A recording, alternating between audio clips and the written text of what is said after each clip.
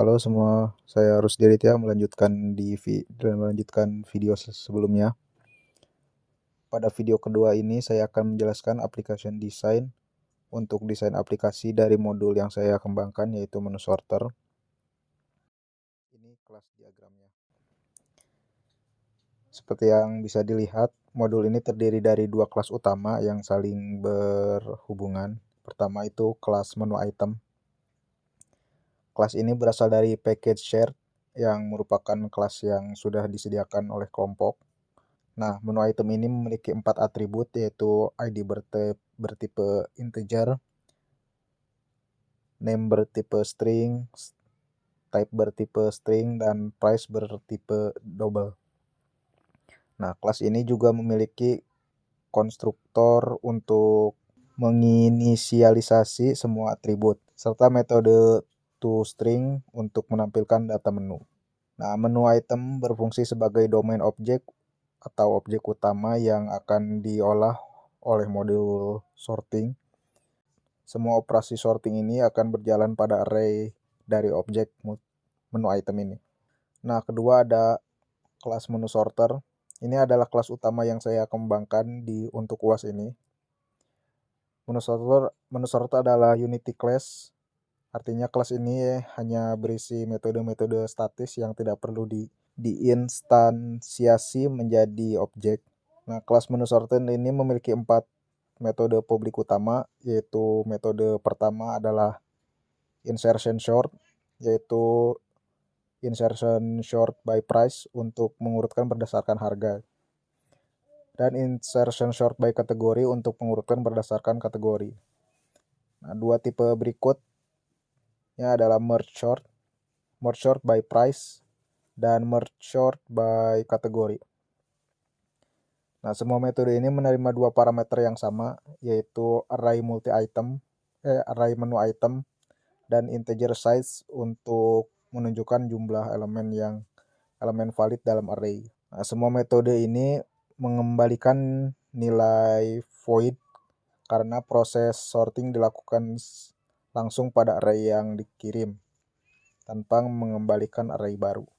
Nah, untuk metode merge sort, saya juga menyediakan metode pembantu private, yaitu merge sort by price dan merge sort by kategori yang bersifat rekursif, serta merge by price dan merge by kategori yang bertugas menggabungkan dua subarray yang sudah terurut. Nah, sekarang saya jelaskan lebih detail tentang atribut dan metode yang ada di menu sorter ini. Seperti yang saya sudah sebutkan, menu sorter ini tidak memiliki atribut sama sekali. Ini karena saya merancangnya sebagai kelas statis yang hanya berisi fungsi-fungsi pengurutan. Tidak ada data yang perlu disimpan sehingga tidak perlu field gitu. Nah, sekarang saya jelaskan setiap metode satu persatu. Metode pertama adalah insertion sort by price. Metode ini menggunakan array menu item berdasarkan harga dari yang termurah ke yang termahal. Cara kerjanya seperti mengurutkan kartu di tangan. Kita ambil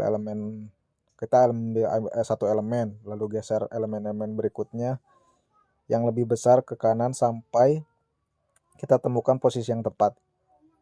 Nah, proses ini diulang untuk semua elemen. Nah, kompleksitas waktu metode ini adalah ON kuadrat, yang berarti cocok untuk semua data dalam jumlah kecil. Metode kedua adalah insertion sort by kategori. Metode ini sama dengan yang pertama, tapi menggunakan atribut type sebagai acuan perbandingan. String dibandingkan secara alfabet menggunakan metode compare to. Jadi hasilnya menu akan terurut dari A sampai Z berdasarkan kategori. Metode ketiga adalah merge sort by price. Metode ini menggunakan algoritma merge sort untuk mengurutkan berdasarkan harga. Cara kerjanya adalah membagi array menjadi dua bagian, mengurutkan masing-masing bagian secara rekursif, lalu menggabungkan kembali dua bagian yang sudah terurut. Untuk menggabungkan, saya membuat dua array sementara, lalu membandingkan elemen dari kedua array dan memilih yang lebih kecil. Kompleksitas waktu metode ini adalah O(n) log n, yang berarti lebih efisien untuk data dalam jumlah besar. Nah, metode keempat adalah merge sort by kategori. Metode ini sama dengan yang ketiga, tapi menggunakan atribut type dengan acuan perbandingan. Sekarang saya jelaskan bagaimana kelas menu sorter menggunakan shared entity class. Nah, menu sorter ini terhubung dengan kelas menu item. Menu sorter ini terhubung dengan kelas menu item yang berada di package shared. Kelas menu item ini adalah kelas yang sama dengan yang digunakan oleh semua anggota kelompok. Nah, dalam metode sorting, saya mengakses langsung atribut-atribut publik dari menu item, yaitu price dan type. Nah, kenapa atributnya saya buat public? Karena saya perlu mengaksesnya langsung dari menu sorter.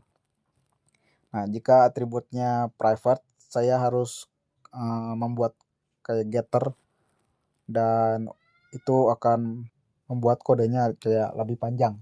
Menu sorter juga terhubung dengan menu manager di package student 1. Nah, menu manager ini kelas yang menyimpan data dalam array menu item. Jadi menu sorter ini menerima array dari menu manager lalu mengurutkannya, dan hasilnya langsung tersimpan kembali di array yang sama. Dengan adanya relasi ini, menu sorter bisa dengan mudah digunakan oleh menu manager atau kelas lain dalam aplikasi. Tinggal panggil metode sorting dengan mengirim array dan ukurannya, maka array tersebut akan langsung terurut. Sekarang tentang metode signature atau tanda tangan metode yang saya gunakan. Semua metode di menu sorter ini memiliki signature yang konsisten. Nah, saya jelaskan komponen-komponennya satu persatu. Pertama, public. Nah, artinya metode ini bisa diakses dari mana saja, termasuk dari kelas lain di luar package. Terus static. Artinya metode ini milik kelas, bukan milik objek. Jadi kita bisa memanggilnya tanpa membuat objek menu manager. Nah, terus ada void. Nah, metode ini tidak mengembalikan nilai apapun. Semua perubahan terjadi langsung pada array yang dikirim sebagai parameter. Terus ada insertion sort by price. Ini nama metode yang saya pilih. Nama ini deskriptif dan menjelaskan apa yang dilakukan metode ini. Terus parameter pertama adalah menu item, yaitu array yang dari objek menu item yang akan diurutkan. Parameter kedua adalah insize, yaitu jumlah elemen valid dalam array. Saya menggunakan parameter ini karena array mungkin memiliki kapasitas lebih besar dari jumlah elemen yang sebenarnya. Dengan signature yang konsisten seperti ini, pengguna model tidak perlu menghafal pola-pola yang berbeda. Semua metode dipanggil dengan cara yang sama. Nah, kesimpulan dari penjelasan desain aplikasi modul menu item ini.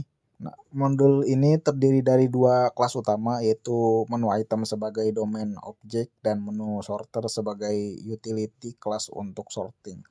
Nah, terus menu sorter ini juga menyediakan 4 metode sorting, 2 insertion sort dan 2 merge sort, masing-masing untuk harga dan kategori. Semua metode bersifat statis dan menerima parameter array menu item beserta ukurannya.